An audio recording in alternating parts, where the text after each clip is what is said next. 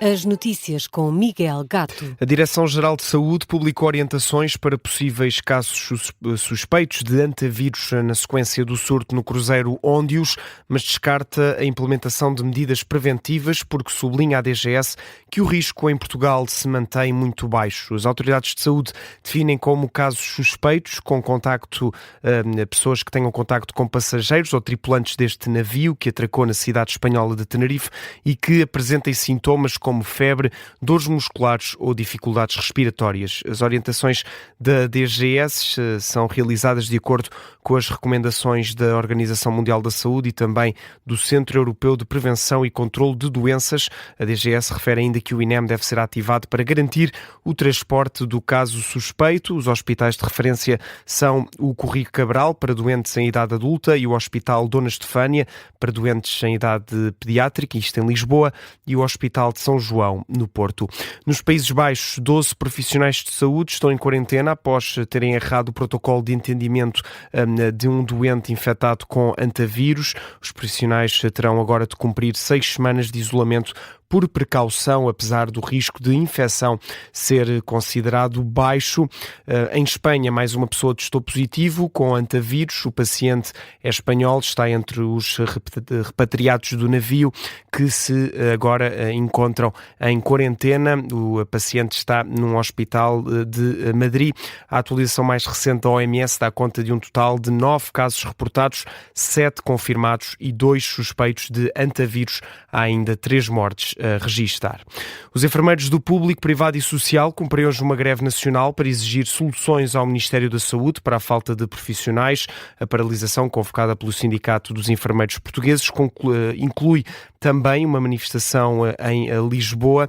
O protesto decorre nos turnos da manhã e tarde, está marcada para as 10h30 da manhã, uma manifestação do Campo Pequeno até ao Ministério da Saúde, e ao meio-dia o Sindicato dos Enfermeiros Portugueses realiza uma conferência de imprensa.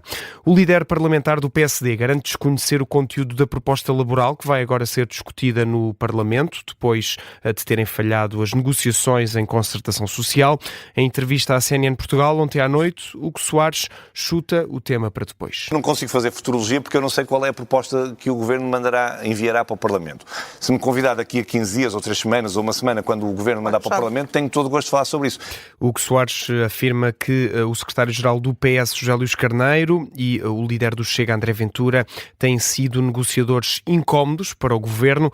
Acusa os dois partidos da oposição de taticismo político. Noutro tema, o social-democrata falou sobre a Operação Influencer, considera inútil a proposta do Chega de constituir uma comissão parlamentar de inquérito, o caso que envolve o antigo Primeiro-Ministro António Costa, a intervenção que teve nos processos ligados ao lítio, hidrogénio e ao Centro de Dados de Sines. Ora, Hugo Soares reitera que o partido vai votar contra a CPI, defende que investigar é o trabalho da Justiça e não do Parlamento. Eu não vejo vantagem nenhuma numa comissão parlamentar de inquérito. Compete às questões que são da Justiça, à Justiça fazer essa investigação. Eu tenho a certeza absoluta que Pedro Nuno Santos, Pedro Delgado Alves votarão a favor desta comissão parlamentar de inquérito, não tenho dúvida nenhuma. Quando foi anunciada uma investigação ao atual Primeiro-Ministro que redundou em 0, eles foram daqueles que quiseram uma comissão parlamentar de inquérito. Nós não o quisemos, não foi por medo de nada, como se veio a verificar. Foi precisamente porque nós entendemos que a Justiça deve fazer o seu trabalho isenta de qualquer pressão partidária e política.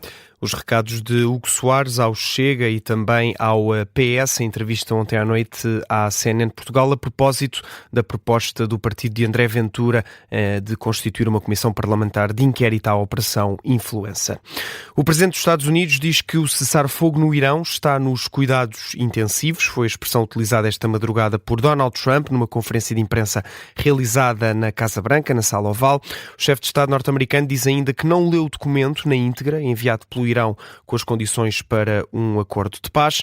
Trump chama-lhe mesmo um pedaço de lixo. After reading that piece of garbage they sent us, I didn't even finish reading it. They said I'm not going to waste my time reading it. I would say it's one of the weakest right now. It's on life support.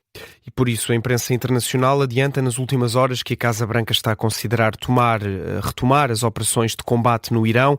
O regime iraniano rejeita as críticas. Citado pela imprensa estatal do país, o governo do Irão diz que a proposta que reconhecia a soberania nacional sobre o Estreito de Hormuz era razoável e até generosa. Após estas declarações de Donald Trump, o preço do petróleo voltou a subir. Esta manhã está a ser negociado a um valor superior a $100 o barril. Entretanto, Reino Unido e França co-presidem hoje uma reunião de ministros da Defesa da União Europeia para discutir e impulsionar uma missão multinacional no Estreito de Hormuz.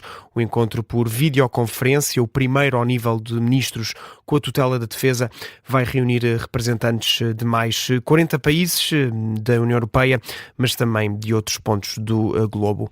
À entrada para a última jornada do campeonato, o Sporting é segundo lugar e o Benfica é terceiro. Ficaram assim as contas do campeonato após os 7 jogos da Primeira Liga de Futebol que se realizaram ontem à noite, em simultâneo. O Benfica caiu para o terceiro lugar após um empate frente ao Sporting de Braga, 2-2 no Estádio da Luz. No final da partida, o treinador José Mourinho diz que não pode apontar nada aos jogadores pela perda de pontos ontem à noite. Nós fomos muito mais fortes, mas não ganhámos. E quando não ganhas e perdes quase um objetivo, é difícil dizer que fizemos um muito bom jogo, mas o meu feeling hoje é de satisfação relativamente aos jogadores, ao esforço que fizeram, àquilo que puseram em campo em termos de qualidade. Não saio daqui defraudado pelos meus jogadores, de todo. O Benfica, que soma o 11º empate em 33 jornadas, tem 77 pontos, menos 2 do que o Sporting. Os Leões foram ontem vencer o Rio Ave Vila do Conde por 4-1. O treinador leonino Rui Borges reconhece que o jogo não foi fácil para o Sporting, apesar do triunfo. Vamos escutar estas declarações. É um início de jogo bastante aberto.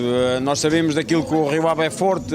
No jogo partido eles são fortíssimos, os homens à frente no último terço são bons jogadores, individualmente e coletivamente também. E nós sabemos que não podíamos deixar partir muito o jogo. Deixámos partir, que tentámos numa fase inicial ser bastante pressionantes, procurar referências. O Rio Ave com o futebol direto que nós também já estávamos à espera num primeiro momento, depois entrar num segundo momento da segunda bola sobre a nossa linha defensiva e acabou por ser isso quase a primeira parte. Declarações do treinador do Sporting, Rui Borges, na flash interview da Sport TV. O Leão sobe ao segundo lugar e depende apenas dele para chegar à Liga dos Campeões na próxima temporada. Na última jornada do campeonato, que se realiza no próximo fim de semana, o Sporting recebe em Alvalade o Gil Vicente. Já o Benfica visita o campo do Estoril.